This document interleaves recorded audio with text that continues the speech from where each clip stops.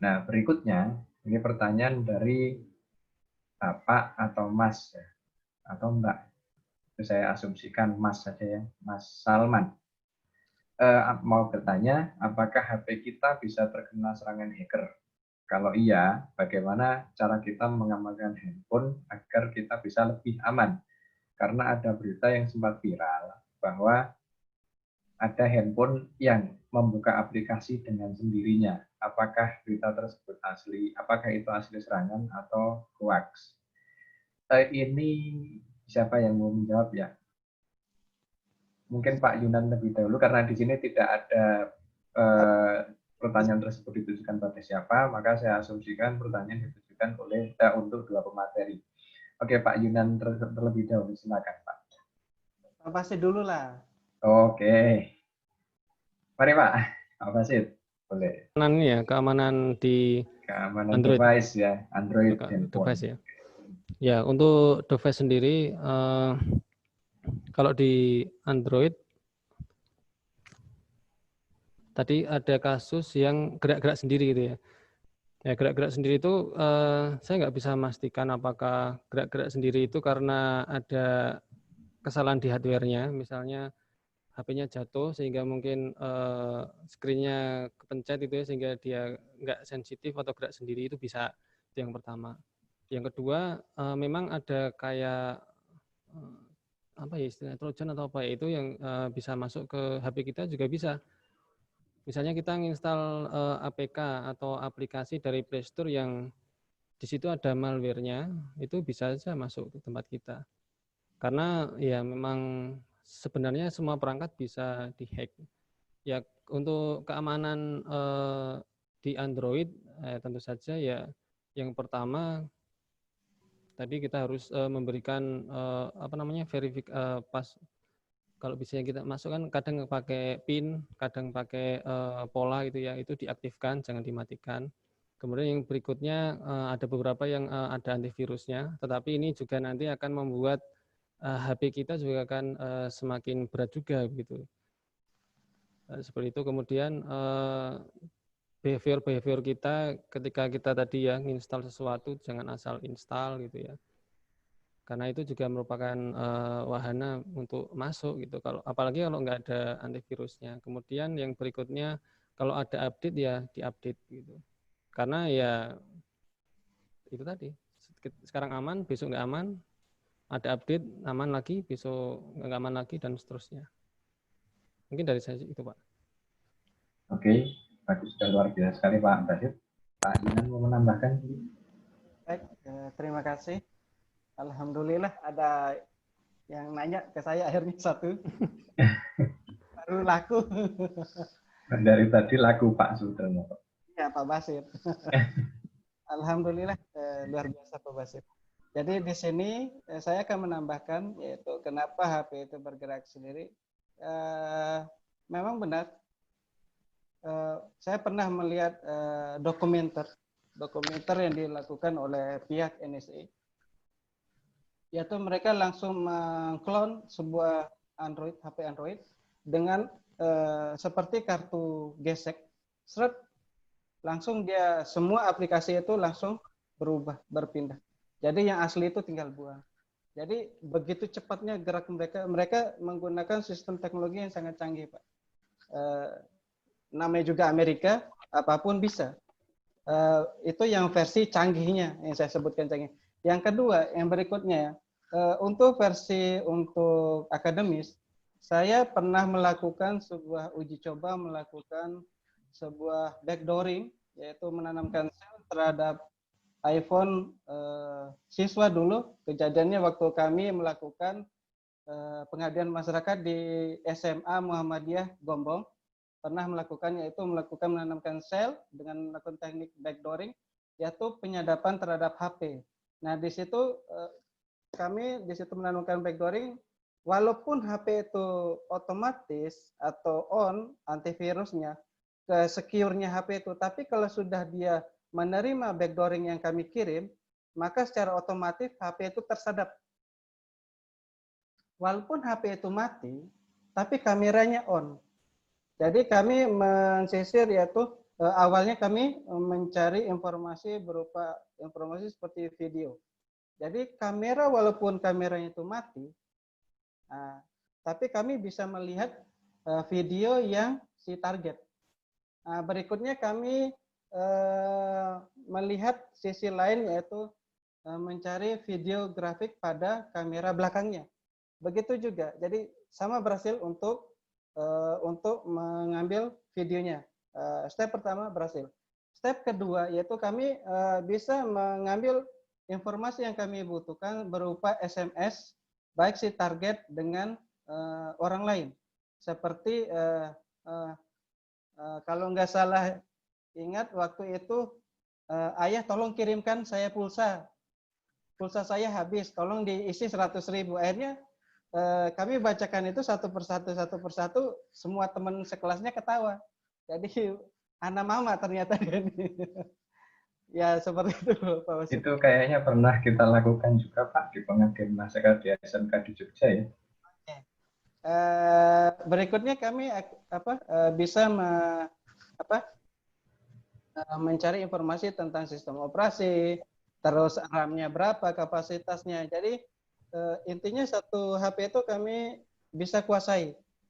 Secara akademisnya dulu kami menguji coba secara sederhana. Tapi kalau untuk bersifat high teknologi yang dilakukan oleh FBI, CIA, NSA, DEA, itu mereka dengan melakukan high teknologi, yaitu dengan slick terhadap HP Android si korban. Sekian informasi dari saya kembalikan ke moderator. Oke. Jadi keinget, jadi nostalgia kita Pak. Pernah hack ya. Ya memang jadi terlebih menambahkan saya bahwa memang HP memang bisa dilakukan dengan teknik vectoring gitu ya. Jadi tidak hanya HP itu bisa dikendalikan secara remote. Gitu. Kalau saya pribadi untuk mengamankan handphone, saya membatasi akses. Salah satu cara pengamanan adalah dengan low-tech atau low teknologi. Jadi gunakan teknologi yang seminimal mungkin. Kalau saya pakai handphone Android, tapi saya memang membatasi beberapa akses, bahkan memang ekstrim-ekstrimnya gitu. Ada beberapa aktivitas yang auto delete gitu, ya memang dengan resikonya besok saya harus tanya lagi kadang-kadang sama teman saya, kemarin ada info apa ya? Tapi handphonenya lebih aman gitu. Dan tadi yang vectoring tadi memang ya itu saya jadi teringat nostalgia masa lalu ya Pak Yunan ya. Asik sekali. Menarik.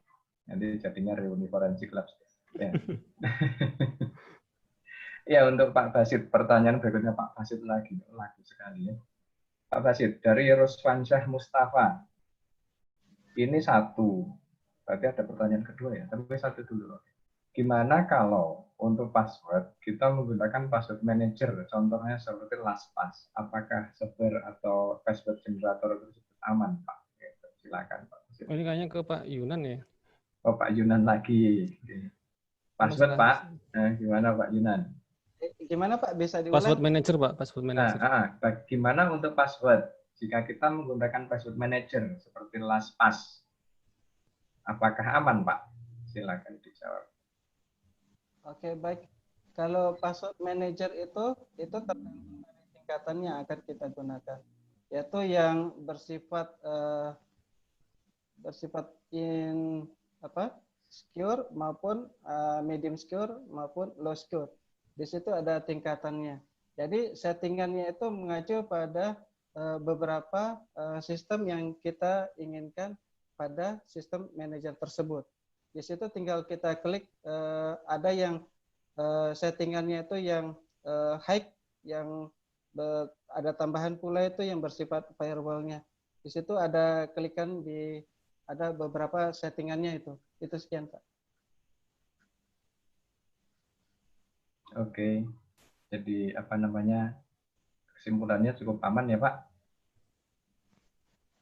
Sekian Pak. Ya. Kalau ya insya Allah aman. Pertanyaan berikutnya dari tadi sudah ya Mas Ruswansyah Mustafa. Oh iya, ini pertanyaan kedua. Baru sadar saya. Bagaimana dengan Pak Basit lagi? Bagaimana dengan verifikasi 2 langkah Pak? Menggunakan Google Authenticator atau Microsoft Authenticator. Apakah ini yang paling aman Ya Pak mungkin Basir? saat ini paling, tapi namanya keamanan tuh nggak bisa absolut. Misalnya sekarang paling aman, besok sehari lagi mungkin ada orang yang berhasil bobol, itu nggak ada jaminan kan. Iya, Sehingga memang verifikasi 2 langkah itu tambahan keamanan. betul, Lebih baik daripada tidak ada. betul SMS sekali. saja kan bisa di ini kan, bisa di copy kan, Mm-mm. bisa dihack. Saya juga kadang lihat Twitter atau Telegram tuh ada yang berhasil dihack. Jadi bukan dia yang nge-tweet, bukan dia yang nulis di Telegram dan sebagainya. Itu Ya, pun saya nggak tahu apakah itu sudah diaktifkan 2 step verifikasinya atau belum.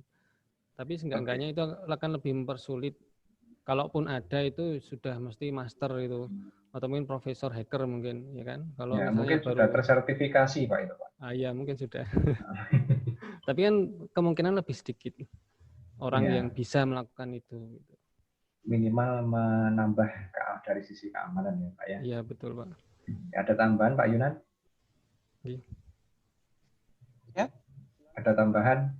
Apakah Google Authenticator atau Microsoft Authenticator itu nih. Apakah ini yang paling aman untuk verifikasi 2 langkah?